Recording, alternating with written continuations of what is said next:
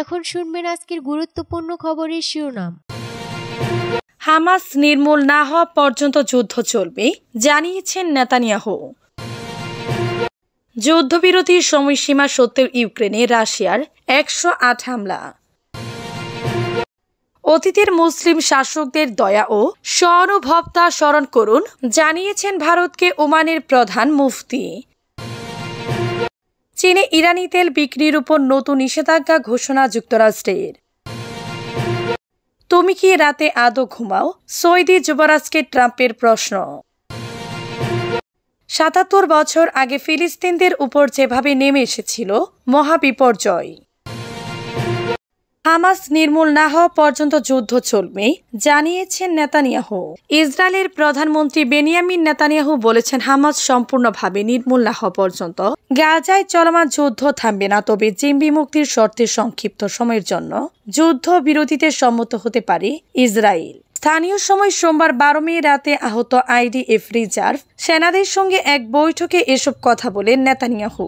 বৈঠকের একটি ভিডিও প্রধানমন্ত্রী কার্যালয় থেকে প্রকাশ করা হয়, খবর টাইমস অফ ইসরায়েল। তিনি বলেন, পরিস্থিতি এখন পরিবর্তন হয়েছে। আমরা খুব শীঘ্রই পূর্ণ শক্তি নিয়ে গাজায় প্রবেশ করব। এই অভিযানের মূল লক্ষ্য হলো হামাসকে দমন ও ধ্বংস করা, হামাসকে নির্মূল করা এবং আমাদের সব জিম্মিকে মুক্ত করা। এই দুটি কাজ একসঙ্গে সম্পূর্ণ হবে। আমরা সেই পথে এগোচ্ছি। এদিকে যুক্তরাষ্ট্রের প্রেসিডেন্ট ডোনাল্ড ট্রাম্পের মধ্যপ্রাচ্য সফর শেষ হওয়ার আগে যুদ্ধবিরতি ও জিম্মি মুক্তি বিষয়ে একটি চুক্তি করতে দুহাই প্রতিনিধি দল পাঠিয়েছে ইসরায়েল। এই প্রসঙ্গে নেতানিয়াহু বলেন, হয়তো হামাস বলবে আমরা আরো 10 জন জিম্মি ছাড়ব। খুব ভালো, দিয়ে দাও, আমরা দিব। তারপর আমরা আবার অভিযান শুরু করব। তবে যুদ্ধ থামানোর কোনো প্রশ্নই নেই। যুদ্ধবিরতির সময়সীমা সত্ত্বেও ইউক্রেনে রাশিয়ার 108 হামলা। ইউক্রেন জানিয়েছে সোমবার কিয়েভের মিত্ররা মস্কোকে 30 দিনের যুদ্ধবিরতি শুরু করতে রাজি করানোর চেষ্টা করলেও রাতভর শতাধিক ড্রোন হামলা চালিয়েছে রাশিয়া। কিয়েভ থেকে বার্তা সংস্থা এএফপি এ খবর জানায়। ইউক্রেনের বিমান বাহিনী এক বিবৃতিতে জানায়, স্থানীয় সময় রাত 11টা থেকে রাশিয়া 108টি শাহেদ এবং অন্যান্য ধরনের ড্রোন দিয়ে হামলা চালায় সূত্রপক্ষ। এর মধ্যে 55টি ড্রোন ভূপাতিত করা হয়েছে বলে জানায় বিমান বাহিনী। অতীতের মুসলিম শাসকদের দয়া ও সহানুভবতা স্মরণ করুন, জানিয়েছে ভারতকে ওমানের প্রধান মুফতি। অতীতে দেশটির মুসলিম শাসকরা কতটা দয়ালু ও সদাস্যই ছিলেন, ভারত পাকিস্তানকে তা স্মরণ করার আহ্বান জানিয়েছেন ওমানের প্রধান বা গ্র্যান্ড মুফতি Sheikh Ahmed bin Hamad al Khalidi. একই সঙ্গে শেখ মাহমুদ আক্রমণকারীদের উপর বিজয় অর্জন করার জন্য পাকিস্তানকে অভিনন্দন জানিয়েছেন। 4 দিন ধরে উভয় পক্ষের গোলাবর্ষণ এবং আকাশ থেকে নজিরবিহীন পাল্টাপাল্টি হামলার পর গত শনিবার একটি যুদ্ধবিরতি চুক্তিতে উপনীত হয় ভারত ও পাকিস্তান। ওমানের সর্বোচ্চ ধর্মীয় নেতা Sheikh Mahmud bin Hamad al Khalidi গত সোমবার এক বিবৃতিতে আক্রমণকারীর উপর বিজয় অর্জনের জন্য পাকিস্তানকে অভিনন্দন জানিয়েছেন। তিনি বলেছেন, আমরা আশা করি তারা পাকিস্তান তাদের নির্যাতনের শিকার মুসলিম ভাইদের পাশে অবিচল দৃঢ়তার সঙ্গে দাঁড়াবে, বিশেষ করে আল আকসার জেরুজালেমের পবিত্র ভূমিতে। আরবি ভাষায় দেয়া ওই বিবৃতিতে শেখ মাহমুদ আর বলেন, আমরা ভারত সরকারকে মুসলমানদের প্রতি বৈরতা পরিত্যাগ করতে আহ্বান জানাই। তাদের মুসলিম শাসকরা অতীতে ধর্ম নির্বিশেষে জনগণের প্রতি যে দয়া ও সহানুভবতা দেখিয়েছিল তা স্মরণ করতে বলি। ব্রিটিশ শাসন শুরুর আগে ভারতীয় উপমহাদেশের অনেক জায়গায় মুসলিম শাসকরা শাসন করতেন। ষোড়শ থেকে অষ্টাদশ শতক পর্যন্ত ভারতীয় উপমহাদেশের বেশিরভাগ অঞ্চল মুঘল শাসনের অধীনে ছিল। চীনে ইরানের তেল বিক্রির উপর নতুন নিষেধাজ্ঞা ঘোষণা যুক্তরাষ্ট্রের। যুক্তরাষ্ট্র মঙ্গলবার চীনে ইরানি তেল বিক্রির উপর নতুন নিষেধাজ্ঞা ঘোষণা করেছে। মার্কিন প্রেসিডেন্ট ডোনাল্ড ট্রাম্পের প্রশাসন তেহরানের বিরুদ্ধে তাদের সর্বোচ্চ চাপ প্রয়োগের কৌশল অব্যাহত রেখেছে এবং একই সাথে পারমাণবিক আলোচনা চলমান রয়েছে। ফরাসি বার্তা সংস্থা এএপি সূত্রে বুধবার এ তথ্য জানিয়েছে।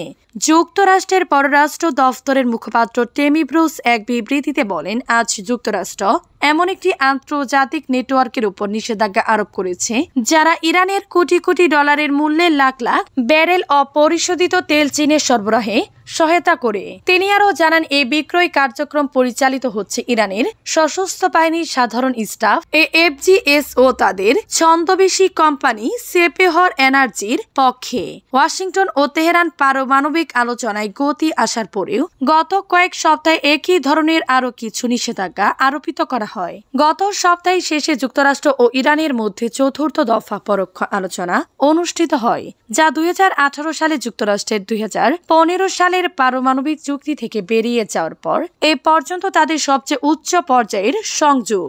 আলোচনার পর ইরান জানায় তারা তাদের ইউরেনিয়াম সমৃদ্ধকরণ কার্যক্রমে অস্থায়ী সীমাবদ্ধতা মেনে নিতে প্রস্তুত। তুমি কি রাতে আদৌ ঘুমাও? সৌদি যুবরাজকে ট্রাম্পের প্রশ্ন। সৌদি যুবরাজ মোহাম্মদ বিন সালমানের MBS নেতৃত্বে সৌদি আরবকে বিশ্ব বাণিজ্যের অন্যতম কেন্দ্র হিসেবে গড়ে তোলার ভূয়সী প্রশংসা করেছেন যুক্তরাষ্ট্রের প্রেসিডেন্ট ডোনাল্ড ট্রাম্প। এই সময় তিনি যুবরাজকে ব্যতিক্রম ধর্মী এক প্রশ্ন করেন, তুমি কি রাতে আদৌ ঘুমাও? সৌদি রাজধানী রিয়াদে আয়োজিত এক আন্তর্জাতিক বাণিজ্য সম্মেলনে বুধবার স্থানীয় সময় দেয়া বক্তৃতায় ট্রাম্প বলেন, মোহাম্মদ তুমি কি রাতে ঘুমাও? কিভাবে ঘুমাতে পারো তুমি? এই প্রশ্নে তিনি সৌদি আরবের ডি ফ্যাক্টো শাসকের কঠোর পরিশ্রম ও নির্লস প্রচেষ্টার প্রশংসা করেন। ট্রাম্প বলেন, তিনি আমাদের অনেকের মতোই সারা রাত এপাশ ওপাশ করেন এই চিন্তায় কিভাবে আরো ভালো করা যায়। তারা রাতে এমন করে না, তারা কখনো আপনাকে প্রতিশ্রুতি ভূমিতে নিয়ে যেতে পারবে না।